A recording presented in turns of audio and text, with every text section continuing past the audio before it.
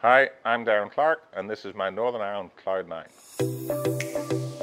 Best opening hole, first at Royal Portrush. Out of bounds, right and left, hit it straight. If it's windy, it may be driver. If it's not so windy, it may be just get it on the fairway. Keep it in play and hit an iron down there and then take your chances from there. Ooh, the best par 4. You know, I'm slightly biased towards Royal Portrush, but I would say the 4th hole at Royal Portrush. Out of bounds on the right hand side, rubbish on the left, bunkers up there, all sorts of nightmares going on there with the green that's just perfectly set into the topography of the land, just in around the corner. You run the ball in if you can, but very demanding, hard par 4. So my favourite par 3 in Northern Ireland would probably be Calamity at Royal Portrush. For those that have played it before, you know what I'm talking about. 220 yards par 3, big drop down onto the right hand side, do not miss it right. Up on the left hand side there's a little bit of collection area called Bobby Locks. So for those experienced guys that have played before, they aim it a little bit left and runs into that collection area. Anytime you make par on Calamity at Portrush, you've done pretty well.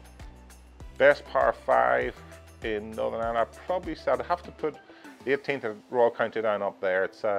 It's a pretty tightish tee shot with bunkers left and right, and then into a very narrow green with runoffs both sides if you are going for it in 2. But it's one of those holes where you got the opportunity to make maybe a 3 or a 4 with a couple of really good shots, but you can also make a 6 or worse very, very easily. So great finishing hole. The hardest hole in Northern Ireland may be dependent upon the severity of your hangover if you're teeing off early the next morning, but it probably, anytime you get in any of those great links like Royal Portrush or Royal County Down or Portstewart or Ardglass, any of them, when the wind's blowing, every hole is going to play tough. You know, you get those conditions which are a far cry from what we get maybe over in America or whatever, but at home when the weather's inclement, when it's tough, if the rain's coming in sideways, picking out one hole, it depends what way the wind is blowing, but it's going to test you, and you're going to just have to play a little bit of a different game. Keep the ball low to the ground, use the ground is your friend, and make that work for you.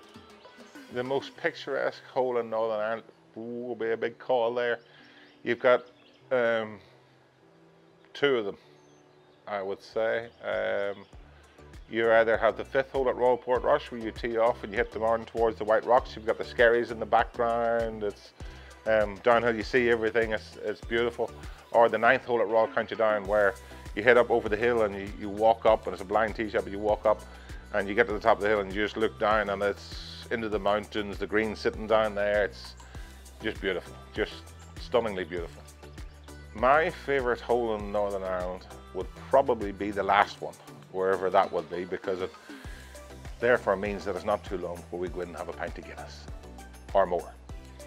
The hole that I've hit my best ever shot on in Northern Ireland might have been, a long time ago. In 1990, I was playing against Paul McGinley in the final of the North of Ireland Amateur Championship, and we were playing the last, I think I had 2 iron from 240 to about 15 feet into the wind, and managed to hold the putt and make birdie to beat Paul 1 up, and that would probably be one of the best shots I've ever hit at home, I think. Oh, my favourite 19th hole, there is only one. It's the Harbour Bar in Portrush. Willie Gregg, when you go in there, just ask for Willie. He's mad, but when you go in there, you'll figure that bit out yourself. You get in, the little bar at the front holds maximum 40 people. You know, when they have a guy, probably Ricky Lorimer's in there playing the guitar, singing along, they have all sorts of stuff, but the bar itself is it's wonderful. You know, the whole area is all owned by the one family, the McAlpins. They own the Harbour Bar, the Harbour Bar Bistro. They own Mermaid, they own Basalt, Neptune and Prawns just across the road. All the restaurants are fabulous, and so the whole idea is you go for a couple of pints, a couple of drinks first in the harbour, go and have some food or whatever in one of the other restaurants, and then go back into the harbour again. You will have a good time.